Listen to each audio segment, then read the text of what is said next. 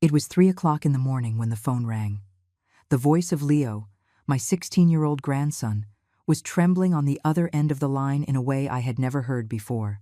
"Grandma Elsa, don't go home. Please, just stay where you are." His ragged breath sent a chill through my blood. "Leo? What's happening? Why are you talking like this?"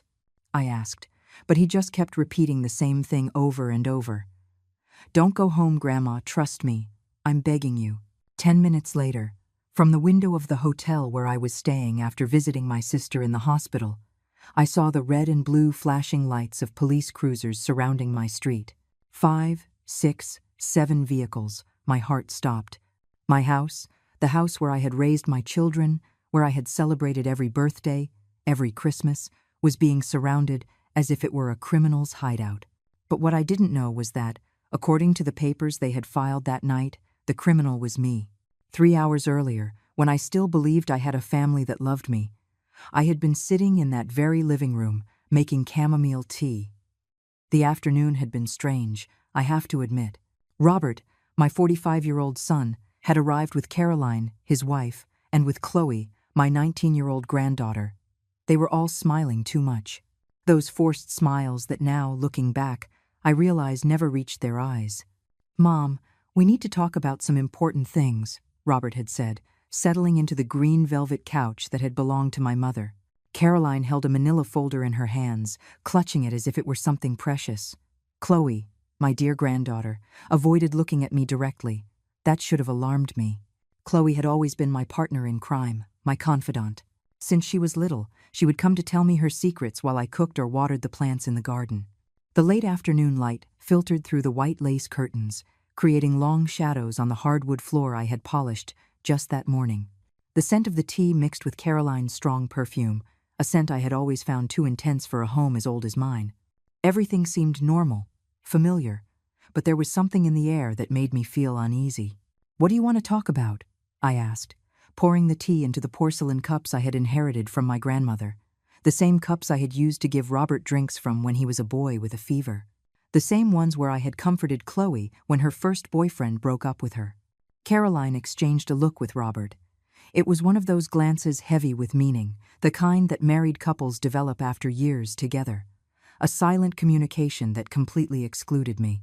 "Mom," Robert began, and his voice sounded different, more formal, as if he were reading a prepared speech. "We've been worried about you." "Worried? Why?" The question escaped my mouth with a nervous laugh. I felt like an actress who had forgotten her lines in the middle of a play.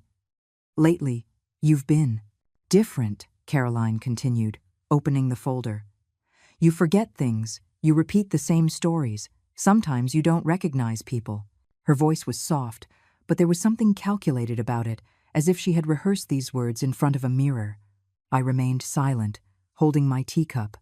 The hot steam rose to my face, and for a moment I thought that maybe they were right. Maybe I really was losing my memory. At 73 years old, it was possible. But something inside me, a small but firm voice, told me this wasn't about my memory. It was about something much darker. "Chloe has noticed it too," Robert added, and my granddaughter finally looked at me. Her eyes were red, as if she had been crying, but she said nothing. She just nodded slowly, like a programmed robot. The room filled with a heavy silence.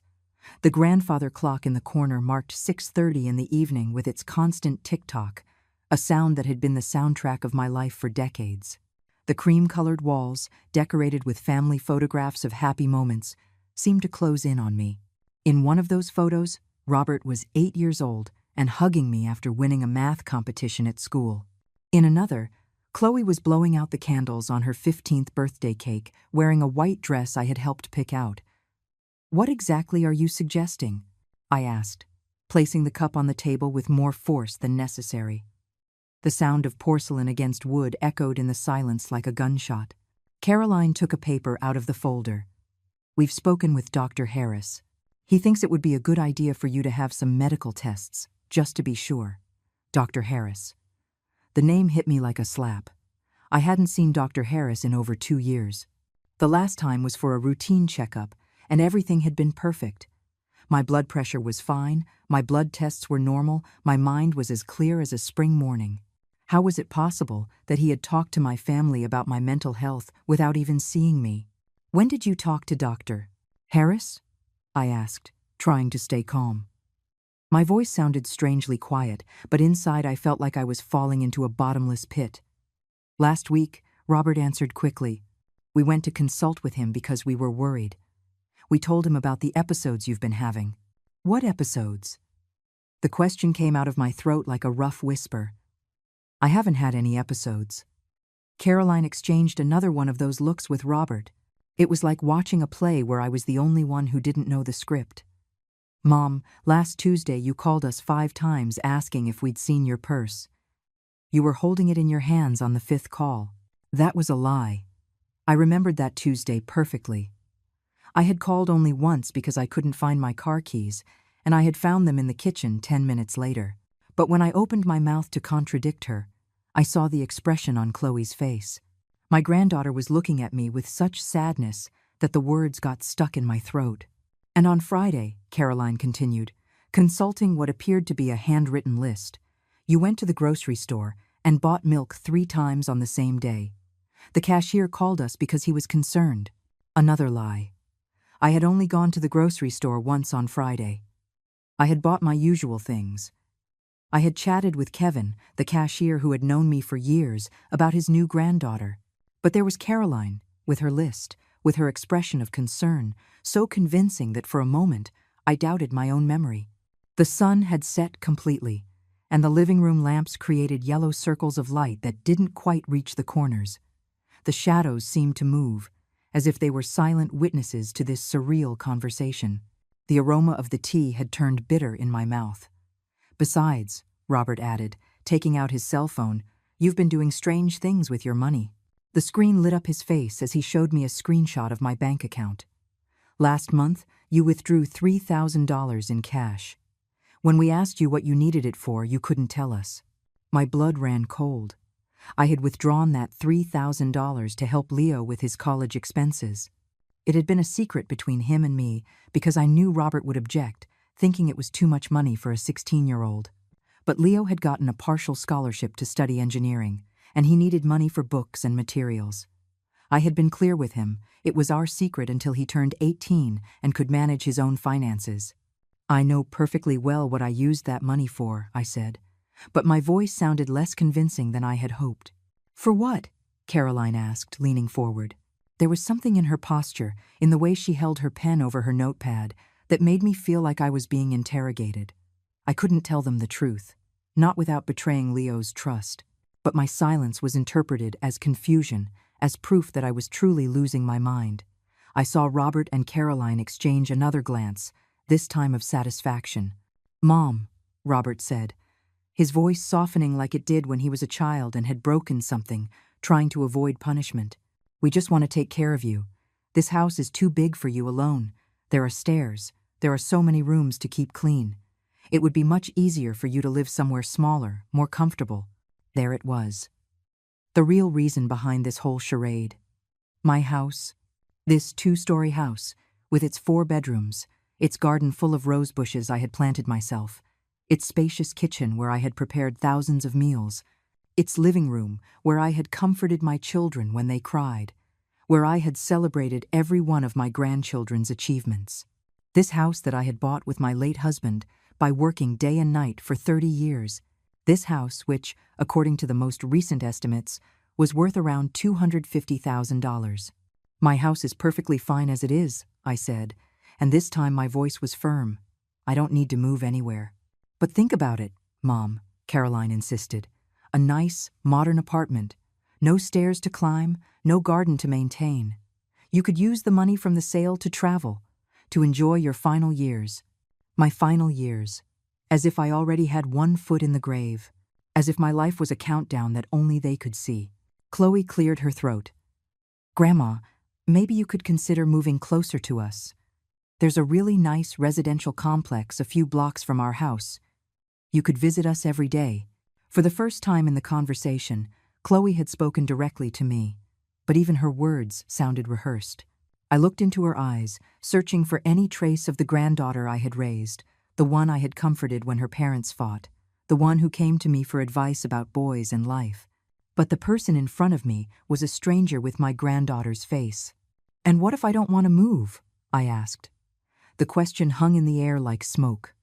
The silence that followed was more eloquent than any answer. Robert shifted uncomfortably in his seat. Caroline closed her folder with a sharp snap. Chloe looked down at her hands. "Mom," Robert finally said, "if you're really sick, if your mind is affected, then maybe you're not capable of making that decision for yourself." The words fell like stones into a calm lake, creating ripples that spread throughout the room. I understood in that moment that this wasn't a conversation.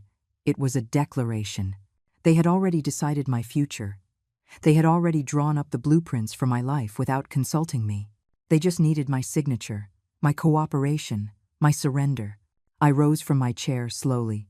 My legs were shaking, but not from weakness, from a cold anger that was beginning to grow in my chest like a poisonous plant. "I think it's time for you to leave," I said. Robert stood up too. "Mom, don't be angry. We're just trying to help you." "Help me?" The word sounded like a bitter laugh. "Help me by telling a doctor I haven't seen in years that I'm losing my mind? Help me by inventing episodes that never happened? Help me sell my house without my consent?" "No one said anything about selling without your consent," Caroline protested, but her voice sounded hollow. I walked them to the door in silence. The night air was cool and smelled of jasmine from my neighbor's garden. The streetlights had just come on, creating golden pools on the pavement. Everything seemed normal, ordinary, but I knew that nothing would ever be the same. Before getting into the car, Chloe came over to me. For a moment, I thought she would hug me, that she would tell me this was all a terrible misunderstanding, but instead, she handed me a folded piece of paper. "Grandma," she whispered, "please, read this when you're alone." I closed the door with my heart pounding so hard I could hear it in my ears. The house felt different, as if it had changed while they were here. The same furniture, the same photographs on the walls, but now everything seemed tainted by their words, by their lies. I unfolded the paper Chloe had given me with trembling hands. Her handwriting, that round script I had taught her when she was 7, said simply, "Grandma, be careful. They're not telling the truth. I love you." I collapsed onto the couch, holding the note to my chest. At least Chloe. At least she knew something was wrong. But if she knew, why had she participated in the whole farce? Why had she pretended to agree with them? The questions crowded my mind like frightened birds. I decided to call Dr. Harris. If he had really spoken with my family, I needed to know what he had told them. I dialed his office number, knowing it was late, but hoping to get the answering service.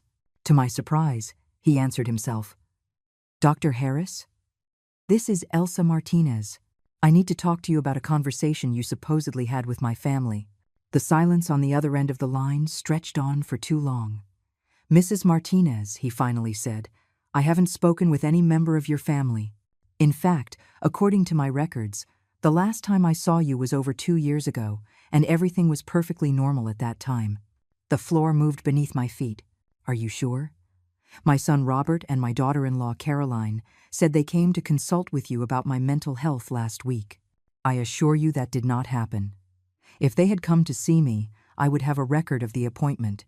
Besides, I couldn't even discuss your medical condition with them without your written consent."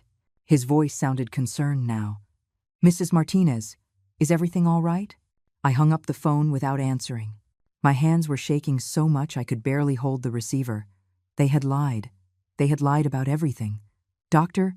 Harris, the episodes of confusion, the repetitive calls, the multiple milk purchases. It had all been an elaborate fabrication designed to make me doubt my own sanity. But why? What did they gain from it? The answer came like a lightning bolt. The house, the $250,000 it was worth, my savings account, where I had another $80,000 accumulated over years of work and my late husband's pension, my life insurance policies, my will, where I left everything equally divided between my 2 children and my grandchildren. But if I was declared mentally incompetent, if I was put in a nursing home, Robert, as my eldest son, would have legal power over all my finances. He could sell the house, manage my bank accounts, make all the decisions for me. And Caroline, his calculating wife, would be right there to ensure that every penny was managed according to her own interests. I went up to my room with legs that felt like jelly. I needed to think. I needed to understand the magnitude of what I was facing. But when I reached the second floor, I noticed something that made my blood run cold. The door to my late husband's study was ajar. I always kept it closed, always. I entered slowly. The files I kept on the desk had been moved. Not obviously, but I knew every paper, every document. Someone had been going through my things. The drawer where I kept important papers was slightly open, something I would never have left that way. I checked quickly. My will was still there, but there were fingerprints on the envelope. The deeds to the house had been photocopied. I could see the scanner marks on the edges. My bank statements had new creases, as if someone had studied them carefully. When had they done this? How had they gotten in? And then I remembered. Last week, when I went to visit my sister at the hospital, I had given my keys to Chloe to water the plants. "Of course, Grandma.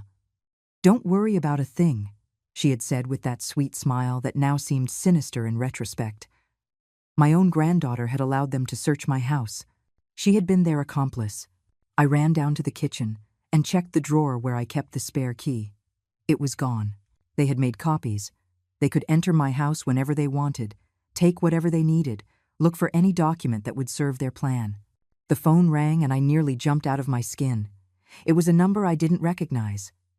"Mrs. Martinez?" The voice was professional, formal. "I am Vincent Blackwood. I represent your family in some legal matters. Could we meet tomorrow to discuss some care options that might benefit you?" "What family?" I asked, though I already knew the answer.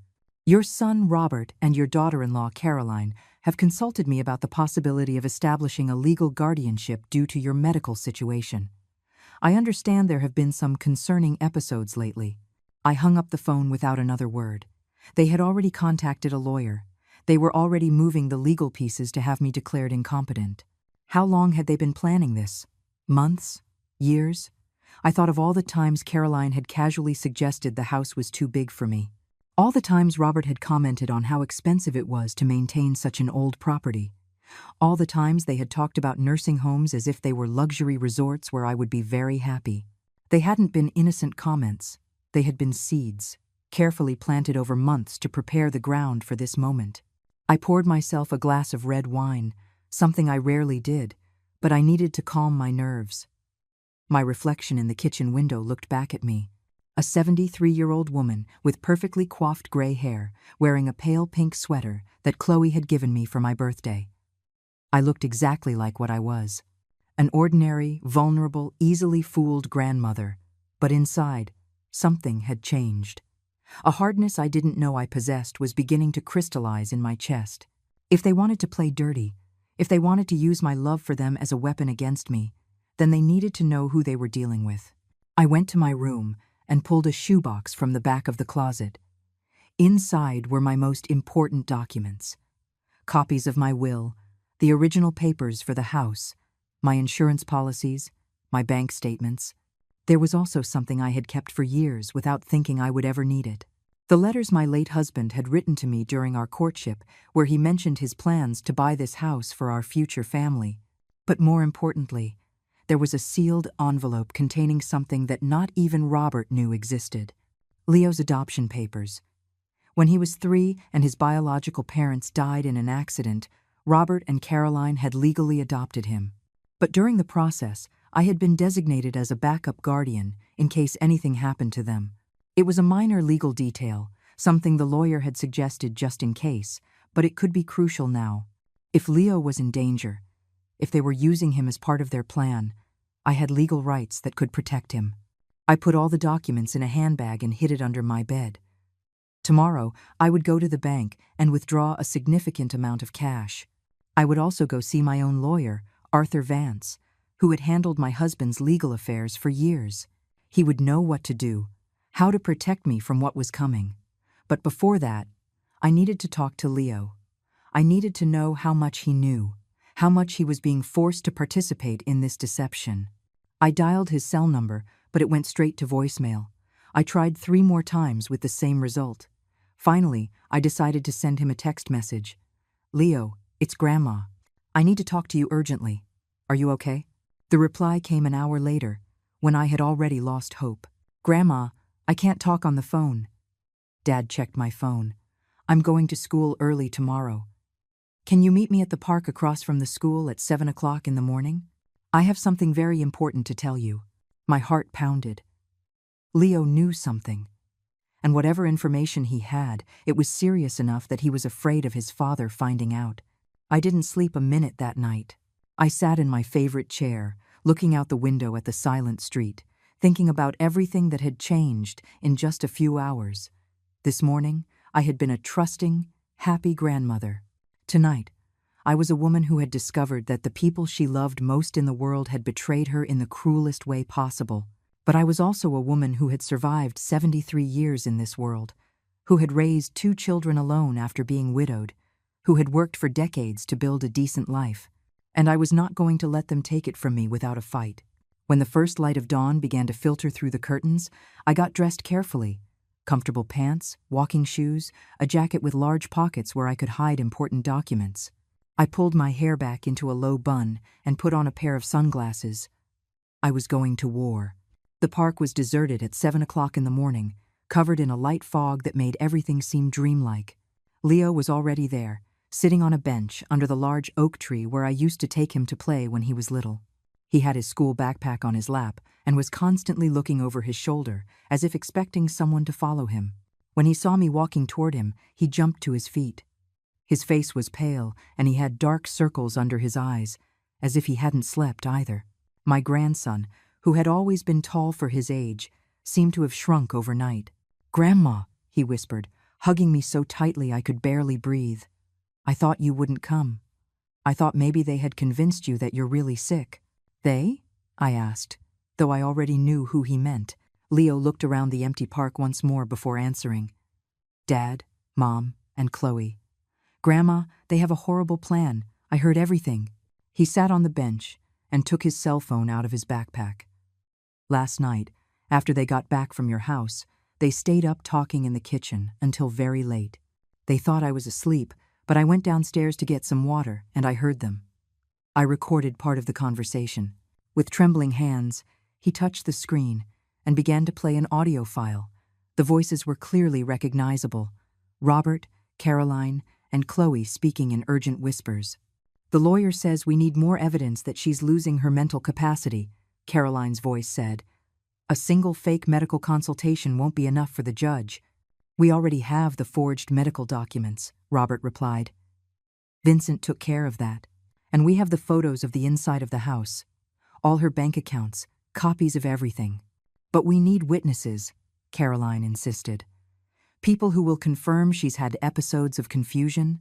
The neighbors, the grocery store staff, someone." Chloe's voice was barely audible. "I don't like this. She's my grandma. I love her." "Chloe." Robert's voice turned harsh. "Your grandmother is fine now, but she's old. She's going to die soon anyway. Would you rather her money go to taxes and medical expenses, or that we use it to secure your future, to pay for your college, to buy you a car, to give you the life you deserve? Besides," Caroline added, "we're not hurting her. These nursing homes are very comfortable now. She'll be well cared for." "And what if she refuses to cooperate?" Chloe asked.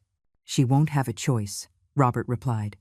"Once the judge declares that she can't make her own decisions, I'll have full legal power. I can sell the house, manage her money, decide where she lives. It will all be legal." The audio cut off there. Leo stopped the recording and looked at me with tear-filled eyes. "Grandma, they're going to steal everything from you. And they're going to make you believe you're crazy so no one will believe you when you try to defend yourself." My world tilted. Hearing my own son talk about me as if I were already dead, as if my life were just an obstacle to his financial plans, was more painful than any illness I could imagine. "Is there more?" I asked, my voice sounding strangely calm. Leo nodded and played another clip. This time it was a conversation between Caroline and someone else, probably on the phone. "Yes, Vincent, I understand. No, she doesn't suspect anything yet. The forged medical documents are perfect. No one will question them. We have pictures of her, looking confused, at the grocery store. We took them last week when she went shopping. In the photos, she looks disoriented because she was reading her shopping list, but a judge won't know that. The plan is to file the guardianship petition on Monday. By Wednesday, we should have full legal control. Monday. It was Friday. I only had 3 days.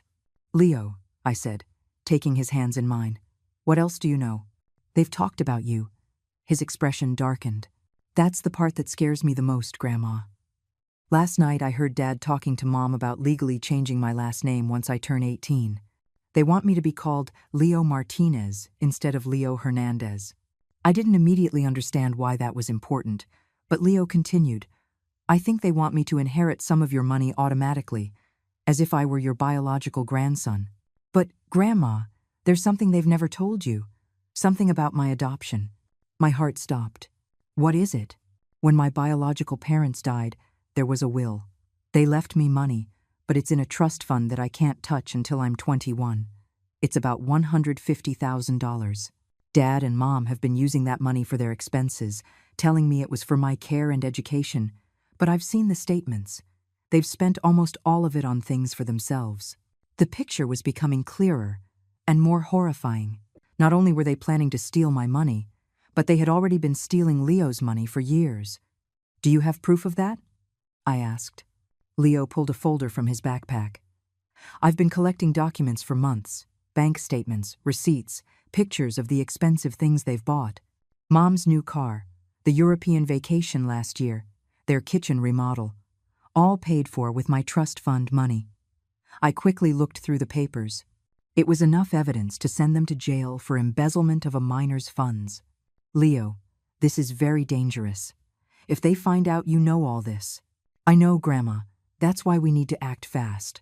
He leaned toward me, his voice barely a whisper. I have a plan, but I need your help.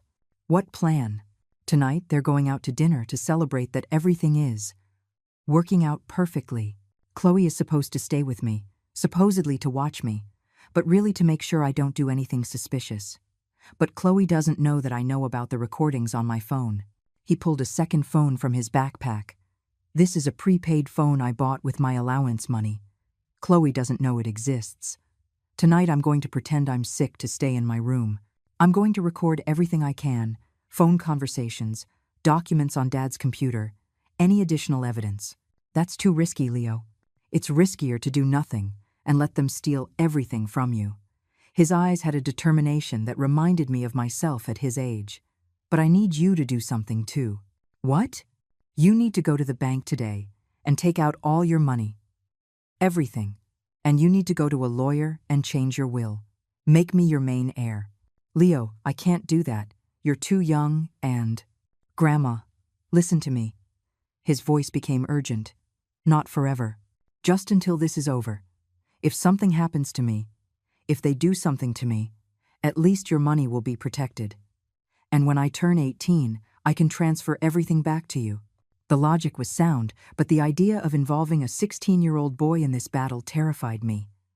There's something else, Leo continued. The lawyer they hired, Vincent Blackwood, is the same one who's been managing my trust fund. He's been in on this from the beginning. We can't trust him. I took out my phone and dialed the number of Arthur Vance, my trusted lawyer. After several rings, he answered with a sleepy voice. Mr. Vance, it's Elsa Martinez. I need to see you urgently today. It's a legal emergency. Mrs. Martinez, of course. Can you be at my office at 9? I'll be there. I hung up and looked at Leo. All right, we'll do this together. But you need to promise me that if at any moment you feel you're in danger, you will call me immediately. I promise, Grandma. He hugged me again, and for a moment, he was just my scared grandson, instead of the brave young man who was risking everything to protect me. Leo, one more question. Is Chloe really okay with all of this, or are they manipulating her too? His expression saddened. At first, I thought they were forcing her, but yesterday I heard her on the phone with a friend. She was talking about the new car Dad is going to buy her when this is all over. She's just as involved as they are, Grandma. She's just a better actress. Those words hurt the most. Chloe, my sweet granddaughter, the little girl I had comforted through her nightmares, had consciously chosen to betray me for money. We parted ways in the park, each heading to our own battle. Leo went to school, feigning normalcy while preparing his undercover operation for that night. I headed to Arthur Vance's office, carrying a bag full of documents and the weight of a betrayal I still couldn't fully process. As I walked to my car, a single question echoed in my mind. How had I raised a son capable of this? At what point had I failed so badly that Robert had grown up thinking my life was worth less than his financial comfort? But there was no time for self-pity. I had work to do. Arthur Vance's office was on the second floor of a red brick building in the city center. He was a 65-year-old man, bald, with thick glasses and a measured way of speaking that had always calmed me. But this morning, as I told him the whole story, I saw something in his eyes I had never seen before, pure fury. "Elsa," he said after listening to Leo's recordings and reviewing all the documents, "this isn't just a family betrayal. This is large-scale criminal fraud. Forged medical documents, impersonating a licensed physician, conspiracy to commit fraud, embezzlement of a minor's funds, possible extortion. Your son and his wife could face years in prison for this." "Arthur, I don't want to send my son to prison," I said, though the words sounded hollow even to me. "I just want to protect my money and protect Leo." "Elsa, look at me." He took my hands. "They won't stop here. If they succeed in having you declared legally incompetent, they will have access to everything: your house, your bank accounts, your insurance policies, your medical decisions.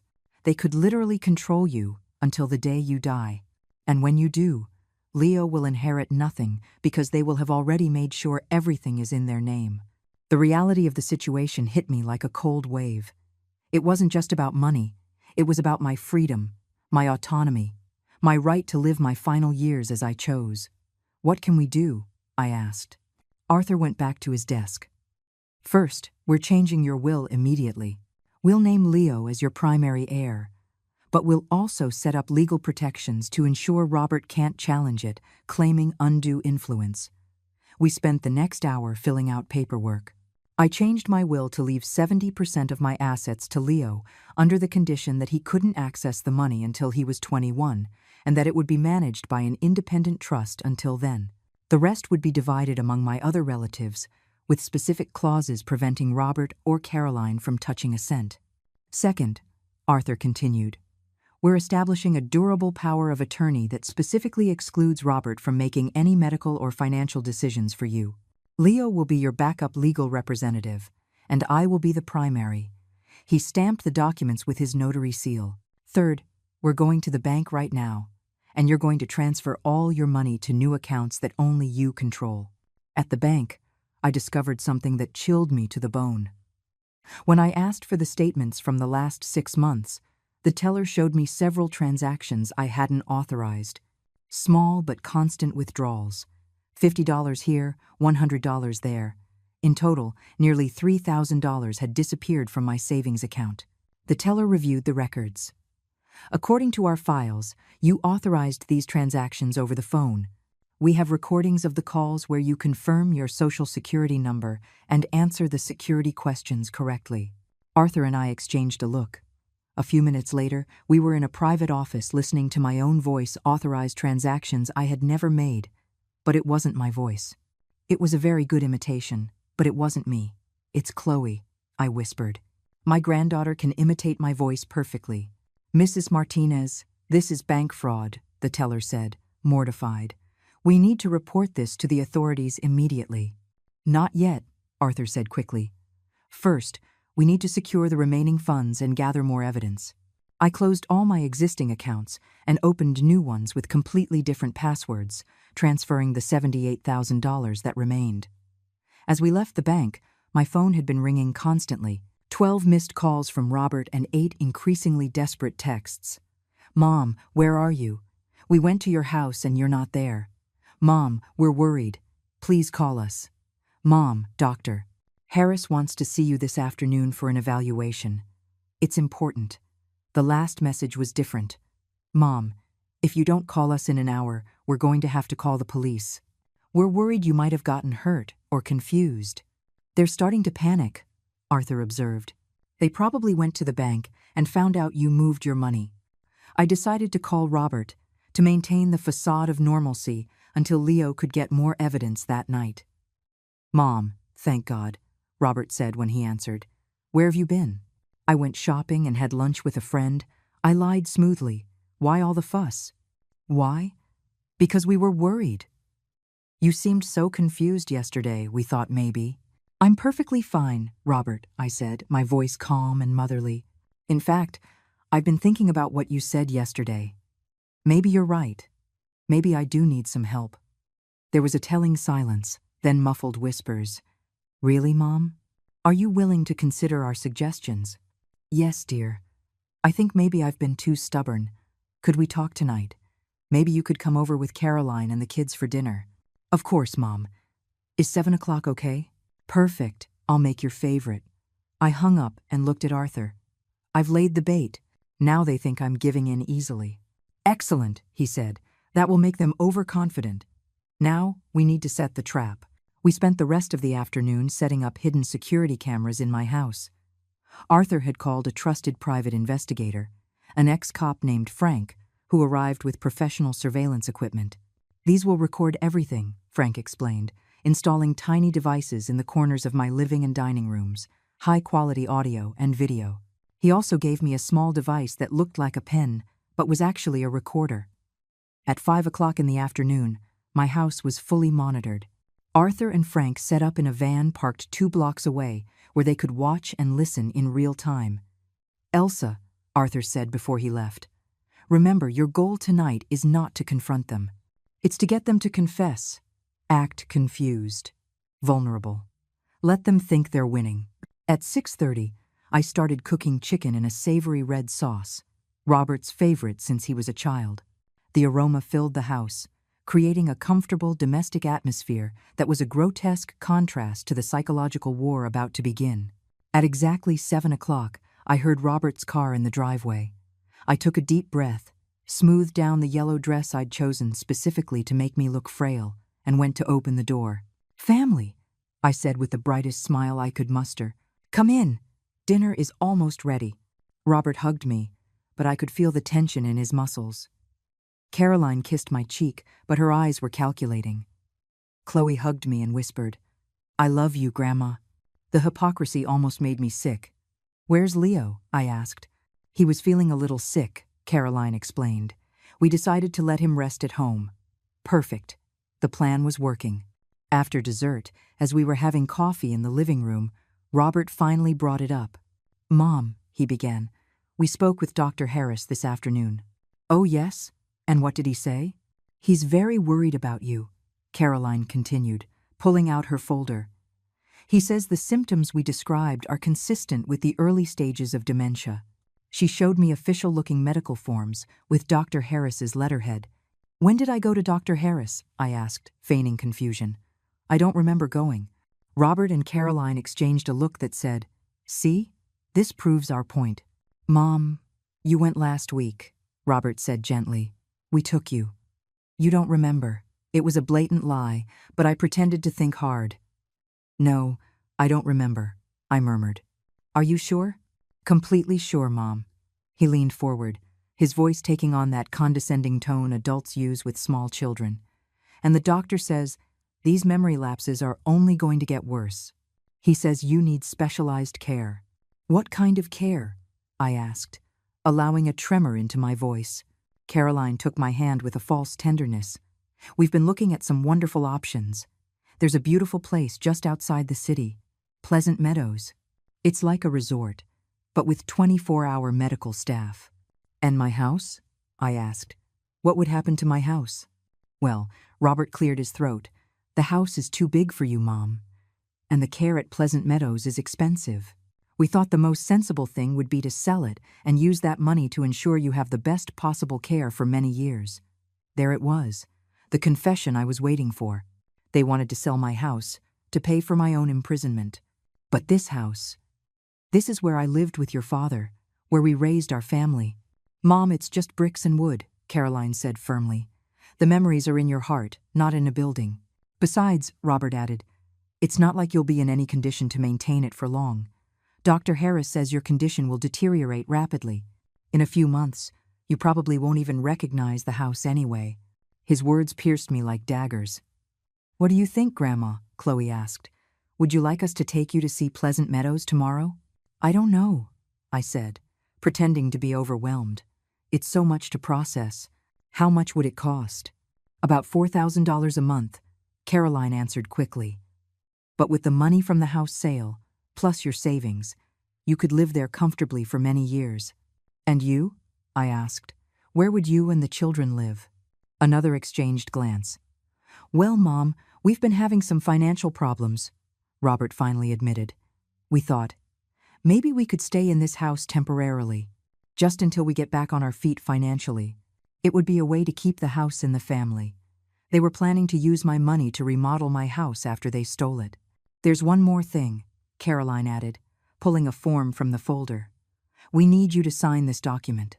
It's just a temporary power of attorney to let us handle your finances while you're at Pleasant Meadows. It's for your own protection. It wasn't temporary. It was a permanent power of attorney giving Robert complete control over my entire financial life."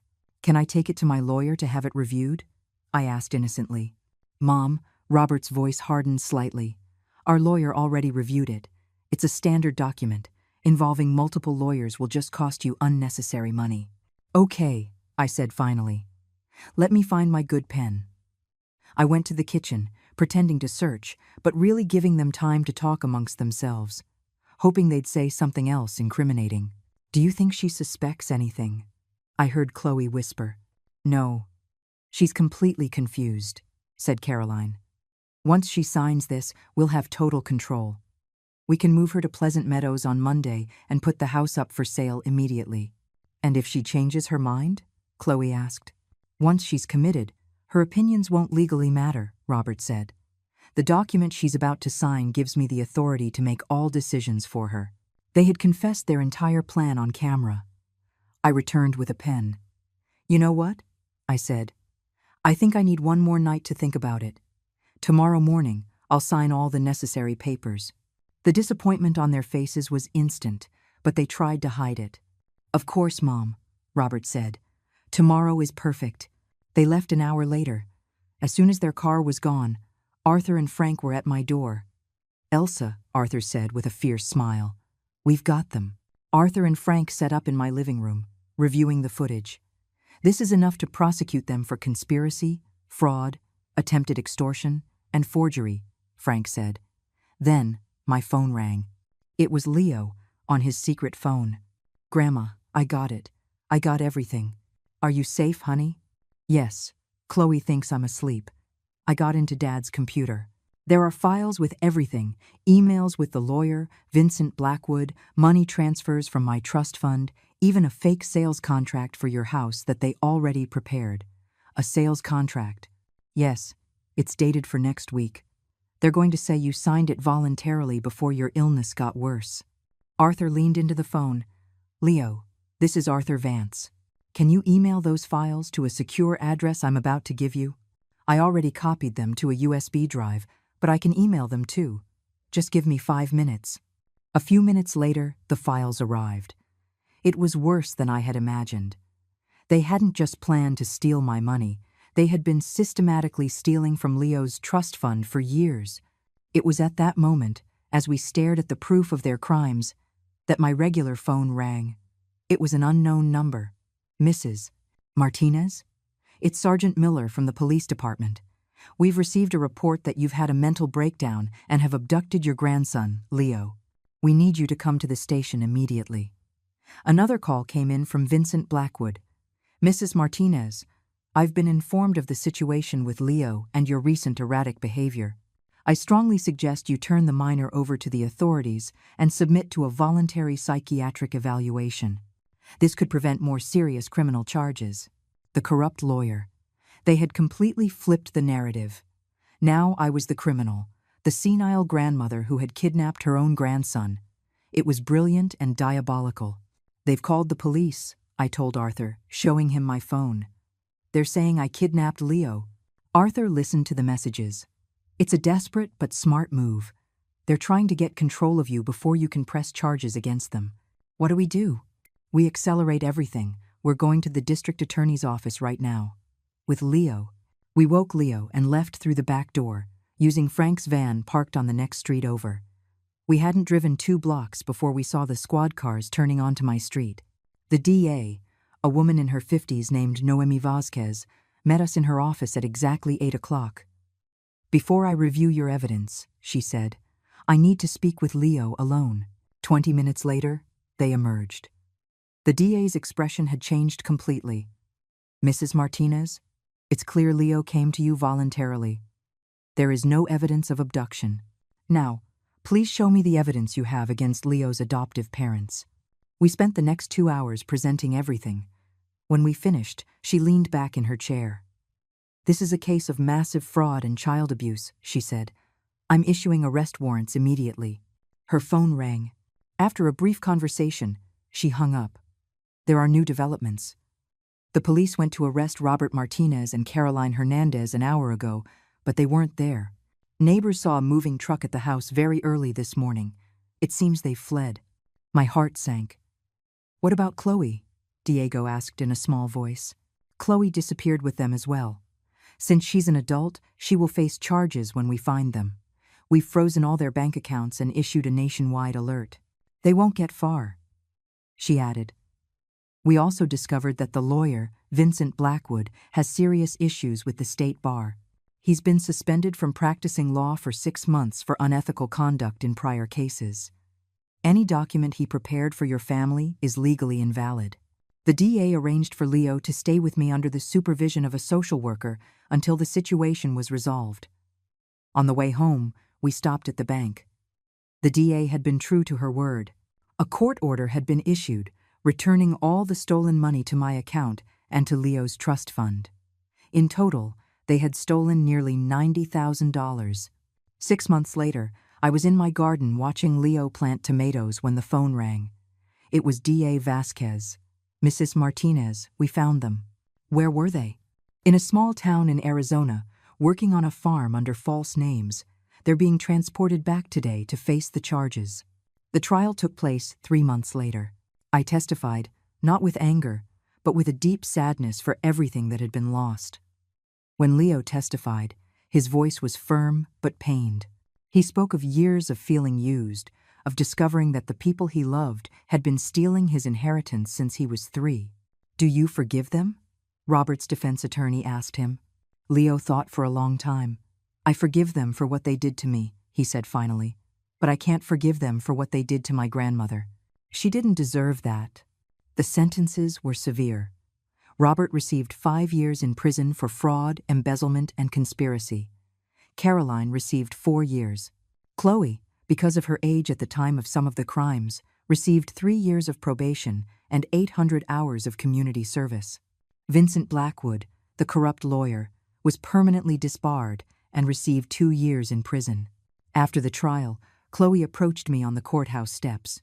"Grandma," she said, her voice a bare whisper, "can you ever forgive me?" "Chloe, I already forgive you," I told her. "But forgiveness doesn't erase the consequences. You have lost my trust forever, and that is something you will have to live with." 2 years later, Leo graduated from high school as the valedictorian of his class, with a full scholarship to a prestigious university for engineering. "Grandma," he said as we toasted with sparkling cider, "do you ever regret fighting them?" "Never," I answered without hesitation, not just because I had a right to protect what was mine, but because I had a duty to protect you, and I had a duty to teach you that actions have consequences. Now, 5 years after that night that changed everything, I live alone in my house, but I don't feel lonely. Leo visits every weekend from college.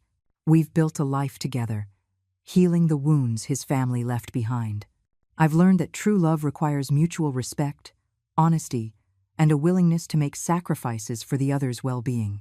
What my family had offered me was not love. It was toxic dependency disguised as affection. Yesterday, Leo brought me flowers from his university's garden. "For the bravest woman I know," he said. "I don't feel brave. I just feel like a woman who did what she had to do. But maybe that's what being brave really is, not the absence of fear, but doing the right thing in spite of it. Tonight, as I write these last words in my journal, I can hear the sound of rain gently tapping against the windows of the house I almost lost. Leo is upstairs studying for his finals. The chamomile tea is cooling on the table beside me. Everything is quiet, safe, and in its right place. They never touched my name again, and I never went back.